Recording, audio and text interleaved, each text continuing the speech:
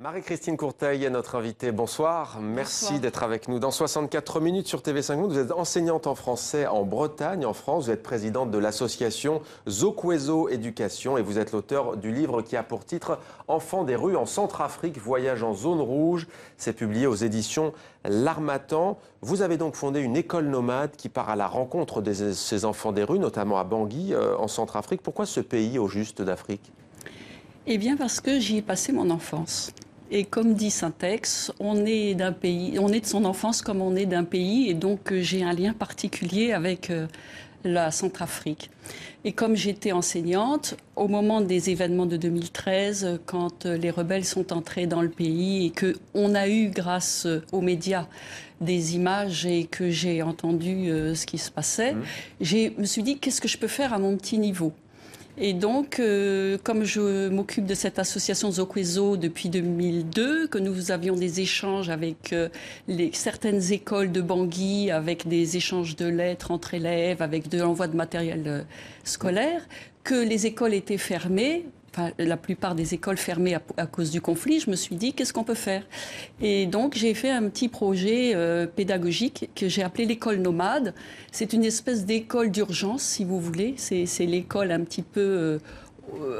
enfin, j'allais employer une expression au cul du camion, c'est-à-dire que c'est sur la base de ce qui se fait en bibliobus, mais au lieu d'avoir des livres, on a du matériel pédagogique assez simple qu'on utilise à peu près à l'école primaire et qui est très ludique, c'est-à-dire à base de jeux, à base de lettres de l'alphabet, etc. Le but, c'est de cette école d'urgence, c'est d'aller dans des endroits où il n'y a plus d'école actuellement. Donc là, en Centrafrique, comme vous connaissez sans doute le problème, actuellement, il y a une majorité de gens qui sont réfugiés dans leur propre pays. Donc, ils sont dans des camps. Donc les écoles ne fonctionnent plus à Bangui, dans certains quartiers. Voilà, dans certains quartiers, parce qu'il ne faut pas oublier qu'il y a quand même des écoles privées où très très peu d'enfants peuvent aller puisque c'est assez coûteux. Et puis, il y a aussi, il ne faut pas oublier, à travers tout le pays, enfin, les missionnaires qui travaillent encore contre vents et marées, comme j'en témoigne. Vous parlez justement du travail de l'Église, qui semble important. Oui, parce qu'en fait, curieusement, enfin, si on met à plat tout le travail des ONG, parce que ça, c'est une ONG comme une autre, il y a Caritas et il y en a d'autres aussi, eh bien, c'est une ONG qui est implantée depuis très longtemps dans le pays. Et en plus, les gens qui travaillent pour cette ONG sont des Centrafricains, parlent le sango. Donc, il y a une implantation qui fait que ces gens-là sont beaucoup plus efficaces que les ONG avec des travailleurs expatriés qui sont immédiatement évacués dès qu'il y a un problème, alors que les Centrafricains qui travaillent pour ces ONG, enfin, entre guillemets, ils restent là. Alors les enfants, on le sait, sont les premières victimes des conflits, c'est vrai partout dans le monde, ça l'est en Afrique. Parlez-nous de ces enfants, est-ce qu'ils sont fragiles? Combien sont-ils livrés à eux-mêmes aujourd'hui à Bangui? Alors les chiffres, c'est difficile. Ce qui se passe, c'est que les Centrafricains sont à peu près, en tout et pour tout sur le territoire, environ 4 millions. Et il y a à peu près 60% d'enfants qui ont entre 0 et 17 ans. Et donc, ce qui se passe, c'est bien sûr, ils sont fragilisés. Pourquoi ? Parce que ce qui s'est passé, c'est que quand les rebelles sont arrivés, c'était avec des armes à feu. On connaît, on a eu un épisode comme ça ici, malheureusement, avec des kalachnikovs, et puis ils tirent dans le tas. Donc, les gens se mettent à courir partout, se réfugient en brousse, et les enfants, et puis les gens se sont réfugiés plutôt vers le sud, le long du fleuve. Donc, il y a des enfants qui ont perdu leurs parents parce qu'ils ont été massacrés sous leurs yeux. Il y a des enfants qui ont fui, qui ont perdu les parents, mais qui sont encore en vie, mais qui sont en errance à Bangui, du coup. Et puis, ces gens-là, bien sûr, ces enfants-là sont fragiles parce qu'il n'y a plus d'école, il n'y a plus d'adultes.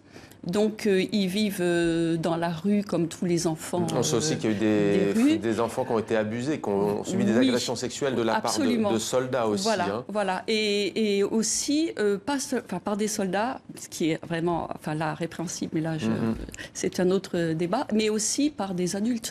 Les enfants, ils ne se livrent pas à la prostitution, mais parfois, de force, les adultes les obligent. Pourquoi ? Parce que, évidemment, les petits n'ont pas encore le sida. Quelles sont les nouvelles en provenance de la Centrafrique. Vous n'avez pas pu y retourner depuis la fin de l'année 2015, il me semble. Quelles sont les nouvelles qui vous parviennent aujourd'hui? Alors, à Bangui, c'est un petit peu stable, ça dépend des quartiers, bien sûr, comme d'habitude. C'est-à-dire que la situation n'a pas évolué. On sait que c'est très tendu parfois dans le quartier PK5. Ouais. Voilà, et même le 13 avril, MSF a fait une déclaration par l'intermédiaire d'Emmanuel Lampert, qui est représentant MSF à Bangui.